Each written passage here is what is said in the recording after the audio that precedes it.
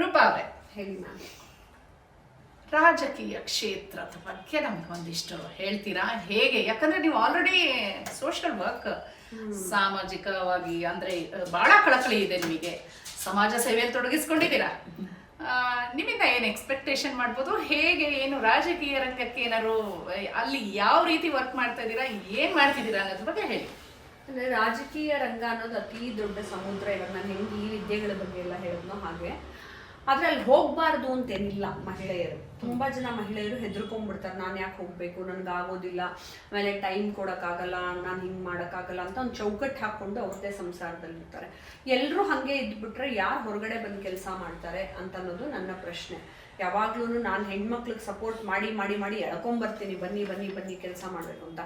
ಯಾಕೆ ರಾಜಕೀಯ ರಂಗನ ಇಷ್ಟಪಡಬೇಕು ಅಂತ ಹೇಳಿದ್ರೆ, ರಾಜಕೀಯದಲ್ಲಿ ಅನೇಕ ವ್ಯಕ್ತಿಗಳು, ಅನೇಕ ತುಂಬ ದೊಡ್ಡ ದೊಡ್ಡ ಲೀಡರ್ಸ್, ಒಳ್ಳೆ ಲೀಡರ್ಸ್ನ ನಾವು ನೋಡ್ಕೊಂಡ್ ಬಂದಿದ್ದೀವಿ.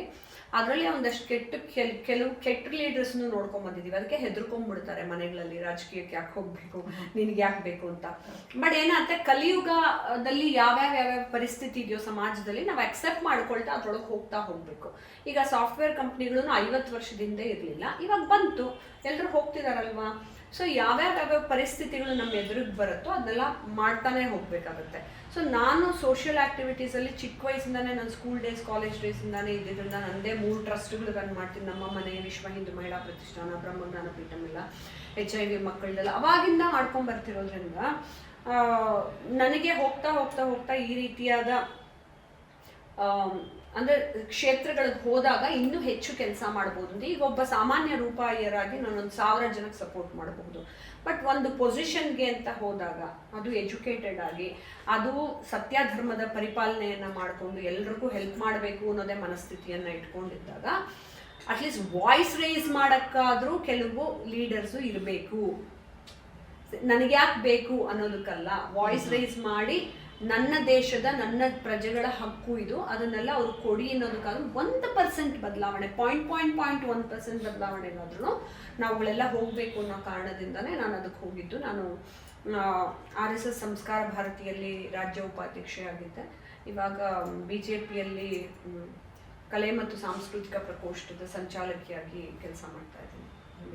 ಹೇಗೆ ಅನ್ನಿಸ್ತಾ ಇದೆ ನಿಮಗೆ? ತುಂಬ ಬಹಳಷ್ಟು ಎಲ್ಲ ಕ್ಷೇತ್ರದಲ್ಲೂ ಇದ್ದೀರಾ, ನೀವು ಸಿನಿಮಾ ಇದ್ದೀರಾ, ಸ್ಪಿರಿಚುವಲ್ ಫೀಲ್ಡಲ್ಲೂ ಇದ್ದೀರಾ. ಈ ರಾಜಕೀಯಕ್ಕೆ ಬಂದಾಗ ನೀವು ಎದುರಿಸಿದಂಥ ಸವಾಲುಗಳೇನು? ಅದು ಎಲ್ಲ ಫೀಲ್ಡಲ್ಲೂ ಇದೆ ಮ್ಯಾಮ್ ಸವಾಲು. ಹೆಣ್ಮಕ್ಳು ಎಲ್ಲಿಗೆ ಬರ್ತೀವಿ, ನಾನು ಸಿಂಪತಿ ತೊಗೊಳ್ಳಲ್ಲ ಹೆಣ್ಮಕ್ಳು ಅಂತ. ನಾನು ಸ್ವಲ್ಪ ಜೋರು, ಯಾಕಂದರೆ ನನ್ನ ಜೊತೆ ದೇವ್ರಿದ್ದಾನೆ ಅಂತಂದಾಗ ನಾನು ಜೋರು ಮಾಡ್ಕೊಂಡೇ ಹೋಗೋದು, ಮುನ್ನುಕ್ಕೊಂಡು ಹೋಗ್ತೀನಿ. ಮತ್ತು ರಾಜಕೀಯ ರಂಗದಲ್ಲಿ ಏನು ಅಂತ ಹೇಳಿದ್ರೆ, ನಿನ್ಗೆ ಯಾರು ಗಾಡ್ ಫಾದರ್ ಇದ್ದಾರೆ ಅಂತ ಮೊದಲು ಪ್ರಶ್ನೆ ಕೇಳ್ತಾರಲ್ಲ, ಅದೇ ಹೇಳಿದ್ನಲ್ಲ, ಇವರೆಲ್ಲರನ್ನೂ ಜೊತೆಗೆ ಸೇರಿಸ್ಕೊಂಡು ಹೋಗ್ತೀನಿ. ಅವಲ್ಲಿ ನಾನು ಒಬ್ಬಳೇ ಹೋಗ್ತೀನಿ ಯಾವಾಗಲೂ. ನನಗೆ ಇನ್ನೊಬ್ರು ಬಂದು ರೂಪಾಯಿಯರ್ ಹಿಂಗೆ ಅಂತ ಪರ್ಚೇಸಿ, ರೂಪಾಯಿಯರ್ ಹಾಗೆ ಅಂತ ಪರ್ಚೇಸಿ ನಾನು ಎಕ್ಸ್ಪೆಕ್ಟು ಮಾಡಲ್ಲ. ನಾನೊಂದು ಎನರ್ಜಿನ ತೊಗೊಂಡು ಹೋಗ್ತೀನಿ, ಅವ್ರುಗಳಿಗೆ ಅರ್ಥ ಆಗುತ್ತೆ ವಾಟ್ ಶಿ ಈಸ್ ಅಂತ. ಅವಳ ಹತ್ರ ಒಂದು ಎನರ್ಜಿ ಇದೆ, ಜ್ಞಾನ ಇದೆ, ಕೆಲಸ ಮಾಡೋ ಛಲ ಇದೆ ಅಂತ.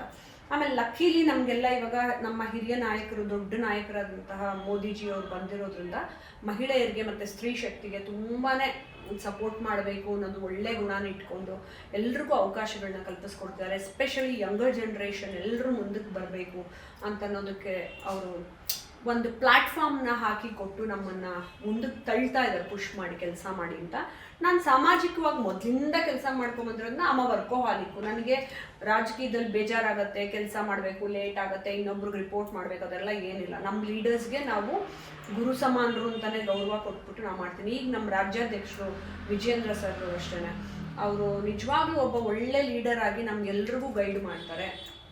ಮ್ಯಾಮ್ ಎಲ್ಲ ಇನ್ನೊಂದಷ್ಟು ಜನ ಮಹಿಳೆಯರು ಬಂದು ಕೆಲಸ ಮಾಡಬೇಕು, ಎಲ್ಲ ರಂಗದಲ್ಲೂ ನಿಮಗೆ ಏನೇನೇನೇನು ಅವಕಾಶಗಳಿದೆ ಎಲ್ಲದನ್ನೂ ಕೆಲಸ ನಿಭಾಯಿಸ್ಕೊಂಡೋಗಿ ನಾವೆಲ್ಲರೂ ನಿಮ್ಮ ಜೊತೆಗಿರ್ತೀವಿ ಅಂತ ನಿಜವಾಗ್ಲೂ ನಮಗೆ ಹಿಂದೆ ನಿಂತು ಪ್ರೇರಣೆ ಕೊಟ್ಟು ನಮ್ಮನ್ನು ಮುಂದಕ್ಕೆ ತಳ್ತಾರೆ ಅವರು. ಮತ್ತು ನನ್ನ ರಾಜ್ಯ ಸಂಯೋಜಕರಾದಂತಹ ದತ್ತಾತ್ರಿ ಸರ್, ನಾನು ಅವ್ರಿಗೆ ರಿಪೋರ್ಟ್ ಮಾಡೋದು, ಅದರಿಂದ ವಿಜೇಂದ್ರ ಸರ್ಗೆ ರಿಪೋರ್ಟ್ ಮಾಡ್ತೀನಿ ನೆಕ್ಸ್ಟು. ಸೊ ಆ ರೀತಿ ನನ್ನ ಲೀಡರ್ಸು ಲಕ್ಕೀಲಿ ತುಂಬ ಚೆನ್ನಾಗಿ ನಮ್ಮನ್ನು ಅರ್ಥ ಮಾಡಿಕೊಂಡು ನಾವೇ ಎಕ್ಸ್ಟ್ರಾ ಪ್ರಾಜೆಕ್ಟ್ಸ್ ತೊಗೊಂಡೋದ್ರು. ಸರ್ ನಾವು ಇದು ಮಾಡೋಣ, ಅದು ಮಾಡೋಣ, ಅದು ಮಾಡೋಣ ಅಂದರೆ ರಿಯಲಿ ದೇ ಮೋಟಿವೇಟರ್ಸ್. ಮೊದಲಿದ್ದಿದ್ದು ಬೇರೆ ಥರ ಇತ್ತೇನೋ, ಜನಗಳು ಹೆದರ್ತಿದ್ರು. ಇವಾಗ ಹಂಗಿಲ್ಲ. ನಾನು ವಿಜೇಂದ್ರ ಸರ್ ಕೂಡ ನಮ್ಮ ಒಳ್ಳೆ ನಾಯಕರು ಮತ್ತು ಯಂಗ್ಸ್ಟರ್ ಆಗಿ ಮತ್ತು ಎಲ್ಲ ಎಜುಕೇಟೆಡ್ ವ್ಯಕ್ತಿಗಳ ಪಲ್ಸೇಟಿಂಗ್ನ ಅರ್ಥ ಮಾಡ್ಕೊಂಡವರು ಯಾವ ರೀತಿ ಕೆಲಸ ಮಾಡಬೇಕು, ಯಾವ ರೀತಿ ಬದಲಾವಣೆಗಳನ್ನು ನಮ್ಮ ರಾಜ್ಯದಲ್ಲಿ ತರಬೇಕು ಅಂತ ಅವ್ರು ಒಂದೊಂದೇ ಪಾಯಿಂಟ್ಸ್ ಹೇಳ್ತಾ ಹೋದಾಗಲೂ ನಾವೆಲ್ಲ ಶ್ರದ್ಧಾಭಕ್ತಿಯಿಂದನೇ ಕೆಲಸ ಮಾಡ್ತೀವಿ. ಆಮೇಲೆ ಅದು ಸುಲಭ ಆಯಿತು ನಮಗೆ ಕಮ್ಯುನಿಕೇಟ್ ಮಾಡೋಕ್ಕೆ. ಮೊದಲೆಲ್ಲ ತುಂಬ ಭಯ ಪಟ್ಕೋತಾ ಇದ್ವಿ ರಾಜಕೀಯ ರಂಗಕ್ಕೆ ಹೋಗಬೇಕು, ನಾವಿರಲಿ ಫ್ಯಾಮಿಲಿಯವರೇ ಭಯ ಪಟ್ಕೊಂಡ್ಬಿಡೋರಿಲ್ಲ. ಇವಾಗ ನಮಗೆ ದೇಶಕ್ಕಾಗಿ ಸೇವೆ ಮಾಡಬೇಕು ಅಂತ ಅಂದಾಗ ಇಟ್ಸ್ ಅನ್ ಆಪರ್ಚುನಿಟಿ. ನಾನು ಎಲ್ರಿಗೂ ಇದನ್ನು ಹೇಳ್ತೀನಿ, ಮನೇಲಿ ಕೂತಿರೋದಲ್ಲ, ಅಥವಾ ನಂದು ಆಗೋಯ್ತು, ನನ್ನ ಮಕ್ಕಳನ್ನ ಓದಿಸ್ಬಿಟ್ಟೆ, ಅವರು ಕೆಲ್ಸಕ್ಕೆ ಹೋಗ್ತಾರೆ, ನಂದು ಇಷ್ಟೇ ಜವಾಬ್ದಾರಿ ಅನ್ಕೋಬೇಡಿ. ಸಾಮಾಜಿಕ ಜವಾಬ್ದಾರಿ ಬಹಳ ಬಹಳ ಬಹಳ ಮುಖ್ಯ.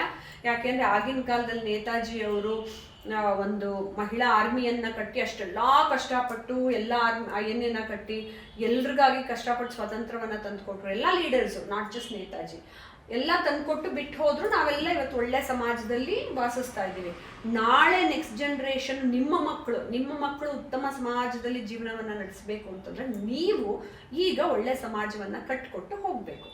ಅದಕ್ಕೆಲ್ಲ ಕಾರಣ ಏನು ಅಂತ ಹೇಳಿದ್ರೆ ಇವತ್ತಿನ ದಿನ ಏನೇನೇನೇನು ಪರಿಸ್ಥಿತಿ ಬರುತ್ತೋ ರಾಜಕೀಯವು ಒಂದು ರಂಗ. ಸಿನಿಮಾ ಹೇಗೆ ಬಂತೋ, ಇವಾಗ 50-70 ವರ್ಷದ ಹಿಂದೆನೂ ಮಹಿಳೆಯರು ಸಿನಿಮಾಗೆ ಬರೋಕ್ಕೆ ಹೆದರ್ಕೊಳ್ತಿದ್ರು. ಸೊ ಎಲ್ಲರೂ ಒಂದೊಂದೇ ಹಂತಕ್ಕೆ ಹೇಗೆ ಬರ್ತಾ ಹೋದ್ರು, ಇವತ್ತಿನ ದಿನ ರಾಜಕೀಯವು ಕೂಡ it's more like educational platform ಮತ್ತು ವ್ಯವಸ್ಥೆಗಳನ್ನು ಸರಿಪಡಿಸುವಂಥ ಪ್ಲಾಟ್ಫಾರ್ಮು. ಮತ್ತು ರಾಜಕೀಯ ರಂಗ ಬಹಳ ಮುಖ್ಯ. ಮಹಿಳಾ ಪರ ಇದೆಯಾ ಆ ಕ್ಷೇತ್ರ? ಮ್ಯಾಮ್ ಯಾವುದು ಯಾರ ಪರನೂ ಇರಲ್ಲ, ನಾವು ನುಗ್ಕೊಂಡು ಹೋಗ್ಬೇಕು. ಹೌದಾ? ಮಹಿಳಾ ಪರ ಪುರುಷ ಪರ ಅನ್ನೋದು ಯಾವುದು ಎಲ್ಲೂ ಇರೋದಿಲ್ಲ. ಈವನ್ ಫಿಲಮ್ ಇಂಡಸ್ಟ್ರಿನೂ ಆ ರೀತಿ ಇಲ್ಲ.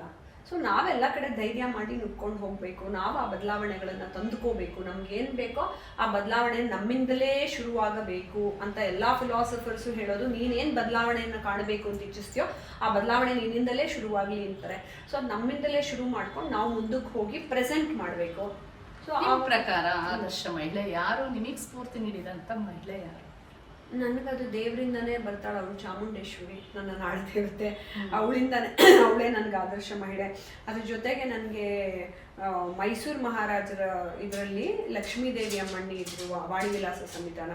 ಅವರೆಲ್ಲ ಆವಾಗ ತುಂಬ ಚೆನ್ನಾಗಿ ನಮ್ಮ ರಾಜ್ಯಕ್ಕೋಸ್ಕರ ಅವರು ಒಡವೆಗಳನ್ನೇ ಮಾರಿ ನಮಗೆ ತುಂಬ ಒಂದು ಆದರ್ಶ ವ್ಯಕ್ತಿಯಾಗಿ ನಿಂತು ಮಹಿಳೆ ಅಷ್ಟೆಲ್ಲ ಮಾಡಿದ್ರು. ಅಕ್ಕ ಮಹಾದೇವಿ ಇದ್ರು, ಮೀರಾಬಾಯಿ ಇದ್ರು, ಸುಷ್ಮಾ ಸ್ವರಾಜ್ ಮ್ಯಾಮ್ ಇದ್ರು, ಸ್ಮೃತಿ ಇರಾನಿ ಅವರಿದ್ರು, ಯಾಕೆ ಇನ್ಕ್ಲೂಡಿಂಗ್ ಕಂಗನಾ ರನೌತ್.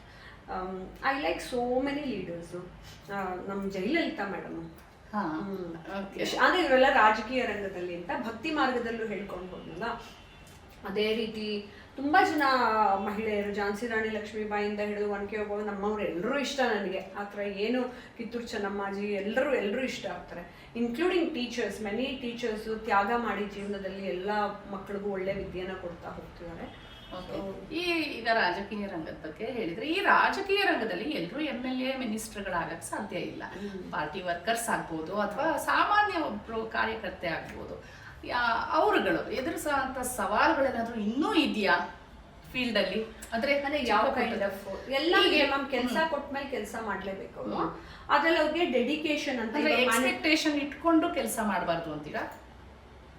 ಮಾಡ್ಬೋದು. ಇವಾಗ ಮ್ಯಾನಿಫೆಸ್ಟೇಷನ್ ಹೆಂಗೆ ಹೇಳಿದ್ವು, ಒಂದು ಟಾರ್ಗೆಟ್ ಇಟ್ಕೊಂಡು ಮಾಡಬೇಕು. ನಾ ಹೇಳೋದು, ಒಂದು ಸಣ್ಣ ಕಾರ್ಯಕರ್ತರೆ ಬಂದರೂ ಕೂಡ ರಾಜಕೀಯ ರಂಗಕ್ಕೆ ಸುಮ್ಮನೆ ಒಂದು ವರ್ಕರ್ ಆಗಿ ಎಲ್ಲೋ ಮೂಲೆಯಲ್ಲಿ ನಿಂತಿರಬೇಡಿ. ನಿಮ್ಮ ಮೈಂಡಲ್ಲಿ ಒಂದು ಟಾರ್ಗೆಟ್ ಇಟ್ಕೊಳ್ಳಿ. ನಿಮ್ಮ ಏರಿಯಾನೇ ಆಗಿರಲಿ. ನನ್ನ ಏರಿಯಾಗೆ ನಾನೊಂದು ಶಾಲೆ ತರಬೇಕು, ನನ್ನ ಏರಿಯಾದಲ್ಲಿ ರೋಡ್ಸ್ ಎಲ್ಲ ನಾನು ಸರಿ ಮಾಡಬೇಕು, ನನ್ನ ಏರಿಯಾದಲ್ಲಿ ಎಷ್ಟು ಜನ ಟ್ರಾನ್ಸ್ಜೆಂಡರ್ಸ್ ಇದ್ದಾರೆ ಅವ್ರಿಗೆಲ್ಲ ನಾನೊಂದು ಸಮಾನತೆಯನ್ನು ಕೊಡಿಸ್ಬೇಕು, ನನ್ನ ಏರಿಯಾದಲ್ಲಿ ಬಾರು ಪಬ್ಬು ಎಲ್ಲ ಈ ರೀತಿ ಇದೆ ಅದನ್ನು ಹೇಗೆ ನಾನು ಕಮ್ಮಿ ಮಾಡಿಸಿಸ್ಬೇಕು, ನನ್ನ ಏರಿಯಾದಲ್ಲಿ ಯಂಗ್ಸ್ಟರ್ಸ್ನ ನಾನು ಹೇಗೆ ಪ್ರಭಾವ ಬೀರಿಸಿಸ್ಬೇಕು, ನನ್ನ ಏರಿಯಾದಲ್ಲಿ ಭಜನಾ ಮಂಡಳಿಗಳನ್ನು ನಾನು ಎಷ್ಟು ಮಾಡಬೇಕು, ನೆಕ್ಸ್ಟ್ ಸಂಸ್ಕಾರವನ್ನು ಹೇಗೆ ಕೊಡಬೇಕು, ಅದೆಲ್ಲ ನೀವು ಒಂದು ಟಾರ್ಗೆಟ್ ಇಟ್ಕೊಂಡು ಮಾಡಬೇಕು. ನಿಮಗೆ ನೀವೇ ಒಬ್ಬ ಸಾಮಾನ್ಯ ಕಾರ್ಯಕರ್ತೆ ನಾನೇನು ಮಾಡೋಕ್ಕಾಗತ್ತೆ, ಎಲ್ಲದಕ್ಕೂ ನಮ್ಮ ಲೀಡರೇ ಡಿಸಿಷನ್ ತಗೊಳ್ಳಿರ ನೀವು ಅಲ್ಲೇ ನಿಂತಿರ್ತೀರ. ನೀವು ಲೀಡರ್ ಆಗಬೇಕು ಅಂದರೆ you come up with some of the ideas. ಆಮೇಲೆ ಅವರಿಂದನೇ ಮಾಡಬೇಕು ಅಂತಿಲ್ಲ. ಇವಾಗ ನಾನು ನೋಡಿ, ರಾಜಕೀಯ ರಂಗದಲ್ಲೇ ಅವ್ರು ಪರ್ಮಿಷನ್ ಕೊಟ್ಟರೆ ರೂಪಾಯಿಯರ್ ಚಾರಿಟಿ ಮಾಡಬೇಕು ಅಂತಿಲ್ಲ. ನಾನು ಪ್ಯಾರಲಿ ನನ್ನ ಸಿನಿಮಾನು ಮಾಡ್ತೀನಿ, ನಾನು ಚಾರಿಟಿನೂ ಮಾಡ್ತೀನಿ, ರಾಜಕೀಯ ರಂಗದಲ್ಲಿ ಇರ್ತೀನಿ. ಅಷ್ಟೇ ನನ್ನ ಲೀಡರ್ಸು ಏನು ಹೇಳ್ತಾರೋ, ಏನು ಕೆಲಸ ಕೊಡ್ತಾರೋ ಅದನ್ನ ಶ್ರದ್ಧಾಭಕ್ತಿಯಿಂದ ನಿಭಾಯಿಸ್ತಾ ಹೋಗ್ತೀನಿ. ಇವತ್ತಿಗೂ ನಾನು ಐ ಆಮ್ ವೆರಿ ಲಕ್ಕಿ. ನನ್ನ ಟೀಮಲ್ಲಿ ನನ್ನ ಹಿರಿಯರೆಲ್ಲರೂ ನನ್ನ ಕೆಲಸನ ಮೆಚ್ಕೊಳ್ತಾರೆ. ರೂಪಾಯಿಯವ್ರಿಗೆ ಏನು ಕೆಲಸ ಕೊಟ್ಟರು ಅವ್ರು ತುಂಬ ಚೆನ್ನಾಗಿ ಮಾಡಿಕೊಡ್ತಾರೆ ಅಂತ. ಸೊ ನಾನು ಅಷ್ಟೇ ಭಯಭಕ್ತಿಯಿಂದನೇ ಮಾಡ್ತೀನಿ. ಬಿಡಿ ನಾ ಮಾಡ್ಬಿಡ್ತೀನಿ ಅಂತ ಅಹಂಕಾರದಿಂದ ಜಂಬದಿಂದ ನಾ ನಡ್ಕೊಳ್ಳೋದು ಇಲ್ಲ, ಮಾಡ್ದವಳು ಅಲ್ಲ. ಸೊ ಸಾಮಾನ್ಯ ಕಾರ್ಯಕರ್ತರಿಗೂ ನಾನು ಇದನ್ನ ಹೇಳೋದೇನು ಅಂತ ಹೇಳಿದ್ರೆ, ನೀವೇ ಅಲ್ಲಲ್ಲಿ ಸಿಗಾಕೊಂಡ್ಬಿಡಬಾರ್ದು ಸಾಮಾನ್ಯ ಕಾರ್ಯಕರ್ತರು ಅಂತ. ನೀವು ಲೀಡರ್ ಆಗಬೇಕು ಅಂದ್ರೆ ನೀವು ಜವಾಬ್ದಾರಿಗಳನ್ನ ತಗೊಳ್ಳೋದಕ್ಕೆ ಮುಂದಾಗಬೇಕು. ಮುಂದಕ್ಕೆ ಹೋಗ್ತಾನೆ ಹೈಯರ್ ಲೆವೆಲ್ ಜವಾಬ್ದಾರಿ ತಗೊಳ್ತಾ ಹೋದಷ್ಟು ನೀವು ಹೈಯರ್ ಲೆವೆಲ್ಗೆ ಹೋಗ್ತೀರ. ಈಗ ಮಹಿಳಾ ದಿನಾಚರಣೆ ಮಾರ್ಚ್ 8ಕ್ಕೆ ಮಾತ್ರ ಸೀಮಿತ ಅಂತೀರಾ, ಅಥವಾ ಇಡೀ ತಿಂಗಳು ಫುಲ್ಲು ಮಹಿಳಾ ಮಾಸಾಚರಣೆ ತರನೇ ನಡೀತಾ ಇರುತ್ತೆ? ಮಾಸಾಚರಣೆ ವರ್ಷಾಚರಣೆನೆ ಮಾಡ್ಬೇಕು ಅಂತೀರಾ, ಆ ದಿನಕ್ಕೊಂದು ಸೀಮಿತ ಆಗ್ಬೇಕು ಅಂತೀರಾ? ನಿಮ್ಮ ಮನೇಲಿ ಎಲ್ಲ ನಿಮ್ಮ ಯಜಮಾನ್ರನ್ನ ಅಥವಾ ಎಲ್ಲ ಗಂಡಸರನ್ನ ಕೇಳಿದ್ರೆ ಬಿಡಿ ಅವಳೇ ಮಹಿಳಾ ದಿನಾಚರಣೆ ವರ್ಷವಿಡೀ ಆಗತ್ತೆ. ಒಂದು ಅಮ್ಮ ಮಾಡ್ತಾ ಇದ್ರು, ಇನ್ನೊಂದು ಹೆಂಡತಿ ಬಂದು ಮಾಡ್ತಿದ್ದಾಳೆ, ನೆಕ್ಸ್ಟ್ ಮಗಳು ಡಾಮಿನೇಟ್ ಮಾಡ್ತಾಳೆ ಅಂತ ಅದನ್ನೇ ಹೇಳ್ತಾರೆ. ಸೊ ಮಹಿಳೆಯರಿಗೆ ಒಂದು ದಿನ ಅಂತ ಫಿಕ್ಸ್ಡ್ ಏನಿಲ್ಲ. ಇಟ್ಸ್ ಅ ರೆಸ್ಪೆಕ್ಟ್ಫುಲ್, ಒಂದು ಗೌರವ ಸಲ್ಲಿಸೋದಕ್ಕೆ ಒಂದು ದಿನ ಅಂತ ಇಟ್ಕೋತಾರೆ ಮಹಿಳಾ ದಿನಾಚರಣೆಯನ್ನ.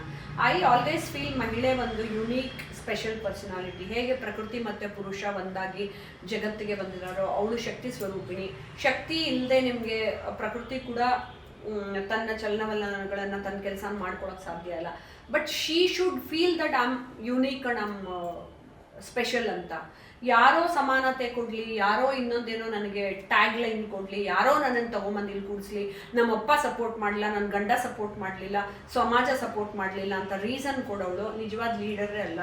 ಮಹಿಳೆ ನಿಜವಾಗ್ಲೂ ಎಷ್ಟೋ ಜನ ಗಾರ್ಮೆಂಟ್ಸ್ಗೆ ಹೋಗ್ತಾರೆ, ಎಷ್ಟೋ ಜನ ಕೂಲಿ ಕೆಲಸ ಮಾಡ್ತಿರೋರು ಪವರ್ಫುಲ್ ಮಹಿಳೆಯರು, ಬ್ಯೂಟಿಫುಲ್ ಆಗಿ ಕೆಲಸ ಮಾಡ್ತಾರೆ. ಇವತ್ತು ನೋಡಿ ಆಟೋ ಓಡಿಸೋರು ಕೂಡ ಎಷ್ಟು ಜನ ಮಹಿಳೆಯರು, ಆಮೇಲೆ ಟ್ಯಾಕ್ಸಿ ಓಡಿಸೋಣ ಅಂದರೆ ದಿಸ್ ದ ಬೆಸ್ಟ್ ಜಾಬ್. ನಿನಗೆ ಇನ್ನೊಬ್ಬರನ್ನ ಹೋಗಿ ನೀನು ಕೈ ಕೆಳಗೆ ಕೇಳೋ ಅಷ್ಟು ಇಲ್ಲ, ಬಾಸ್ ಹತ್ರ ಸಂಬಳ ತಗೊಳ್ಳೋಷ್ಟು ಇಲ್ಲ. ನೀನು ಆಟೋ ಇಟ್ಕೋತೀಯ, ನಿನ್ನ ಇಷ್ಟ. ಮಧ್ಯಾಹ್ನ ರೆಸ್ಟ್ ತಗೋಬೇಕಾ, 1 hour ಮಲ್ಕೊಂಡು ನೀವು ಹೋಗ್ತೀಯಾ. ನಿನಗೆ ಹೊಟ್ಟೆ ನೋವ್ತಿದ್ಯಾ ಪೀರಿಯಡ್ಸ್ ಟೈಮಲ್ಲಿ, ನೀವು ಮನೆಗೆ ಹೋಗಿ ಆರಾಮಾಗಿರ್ತೀಯ. ಸೊ ಅಂಥ ಒಳ್ಳೊಳ್ಳೆ ಕೆಲಸಗಳನ್ನ ಮಾಡ್ತಿರೋ ನಿಜವಾದ ವೀರ ಮಹಿಳೆಯರು. ಆಮೇಲೆ ದುಡಿದು ತಿಂತಾ ಇರೋಂಥ ಮಹಿಳೆಯರಿಗೆ ಹ್ಯಾಟ್ಸ್ ಆಫ್ ಟು ದೆಮ್. ನಿಜವಾಗ್ಲೂ ಅವರೆಲ್ಲ ಕಷ್ಟಪಟ್ಟು, ಅವ್ರು ನನ್ನ ರೋಲ್ ಮಾಡೆಲ್ಸು, ಅವ್ರು ನನಗೆ ಮೋಟಿವೇಟ್ ಮಾಡ್ತಾರೆ. ಮ್ಯಾಮ್ ಕಷ್ಟಪಟ್ಟು ಯಾವ ಹೆಣ್ಣು ಕಷ್ಟಪಟ್ಟು ದುಡಿದು ತನ್ನ ಮಕ್ಕಳನ್ನ ಸಾಕಿ ಸಮಾಜಕ್ಕೂ ಒಂದು ಹೆಲ್ಪ್ ಮಾಡಬೇಕು. ನಾನು ದುಡ್ಕೊಂಡ್ರೆ ನನ್ನ ಗಂಡ ಕೆಟ್ಟವನಾಗಿದ್ರು ಅವನಿಗೂ ದುಡ್ಡು ನಾನೇ ಕೊಡಬೇಕು ಅಂತ ಕೊಡ್ತಾಳಲ್ಲ, ಅಂದರೆ ಗಂಡನ ನಂಗೆ ಬೆಳೆಸು ಅಂತಲ್ಲ, ನೀವು ಬಿಟ್ಟು ಓಡಿಸ್ಬೇಕು ಅಂತ ವೀರ ಮಹಿಳೆಯರು ನಿಜವಾಗ್ಲೂ ಇವತ್ತಿನ ಕಾಲಘಟ್ಟದಲ್ಲೂ ಇದ್ದಾರೆ. ಮಹಿಳಾ ದಿನಾಚರಣೆ ಎಲ್ಲಾ ದಿನ ಗುರುತಿಸಿ ಒಂದು ಅವಾರ್ಡ್ ಸಹಿತ ಬಂದಿದೆ ಅಲ್ವಾ? ಎಷ್ಟೊಂದು ಅವಾರ್ಡ್ಗಳು ಅಲ್ಲ, ಈಗ ನೀವು ಹೇಳಿದ್ರಿ, ಈಗ ಮೋದಿ ಅವರದ ಒಂದು ಪ್ರೋಗ್ರಾಮ್ ಇದೆ, ಅದನ್ನ ನಾನು ಕಂಗ್ರ್ಯಾಚುಲೇಷನ್. Thank you ma'am. ಅದು ಇದು ಪ್ರಧಾನಮಂತ್ರಿಗಳ ಗ್ರಂಥಾಲಯದಲ್ಲಿ ಒಂದು ಅವಾರ್ಡ್ ಕೊಡ್ತಿದ್ದಾರೆ ಮಹಿಳಾ ದಿನಾಚರಣೆ ಬಗ್ಗೆ ಮುಂದಿನ ತಿಂಗಳು. ಅದರಲ್ಲಿ ನಾನು ಅನುರಾಧ ಪೌಡ್ವಾಲ್ ಮ್ಯಾಮ್ಗೆ ಮತ್ತೆ ಇವರು ರೂಪ ಗಂಗೂಲಿ ಮೇಡಮ್ ಅವ್ರಿಗೆಲ್ಲರಿಗೂ ಮಹಿಳಾ ದಿನಾಚರಣೆ ಅವಾರ್ಡ್ ಕೊಡ್ತಿದ್ದಾರೆ. ಹ್ಯಾಪಿ. ನಂದು ಇವಾಗ ಆಜಾದ್ ಭಾರತ್ ರಿಲೀಸ್ ಆಯ್ತಲ್ಲ, ನೇತಾಜಿ ಅವ್ರ ಬಗ್ಗೆ ಅಷ್ಟು ಅವೇರ್ನೆಸ್ ಕ್ರಿಯೇಟ್ ಮಾಡಿದ್ದೀನಿ ಅಂತ ವಿಚಾರದಿಂದ ಕೊಡ್ತಾರೆ. ಕಂಗ್ರ್ಯಾಚುಲೇಷನ್ ರೂಪಾ ಅವರೇ. ನಮಗೆ ಬಹಳಷ್ಟು ಮಾಹಿತಿ ಎಲ್ಲ ಹೇಗಂದ್ರೆ ನೀವು ಆಲ್ರೌಂಡರ್ ಅಂತ ಹೇಳಬಹುದು. ನಮಗೂ ನಿಮ್ಮ ಜೊತೆ ಮಾತಾಡಿ ಬಹಳಷ್ಟು ಖುಷಿ ಆಯಿತು. ಬಹಳಷ್ಟು ಮಾಹಿತಿ ಹಂಚ್ಕೊಂಡ್ರಿ, ಮಹಿಳೆಯರ ಬಗ್ಗೆ ಮಾತಾಡಿದ್ರಿ, ಮಹಿಳಾ ಪರವಾಗಿ ಮಾತಾಡಿದ್ರಿ. ಥ್ಯಾಂಕ್ ಯು, ಧನ್ಯವಾದಗಳು. So nice of you. Thank you. Thank you. Interesting ಮತ್ತು ಇನ್ಫಾರ್ಮೇಟಿವ್ ವಿಡಿಯೋಗಳನ್ನು ಮಿಸ್ ಮಾಡ್ಕೋಬೇಡಿ. ಈಗಲೇ ಸಬ್ಸ್ಕ್ರೈಬ್ ಮಾಡಿ.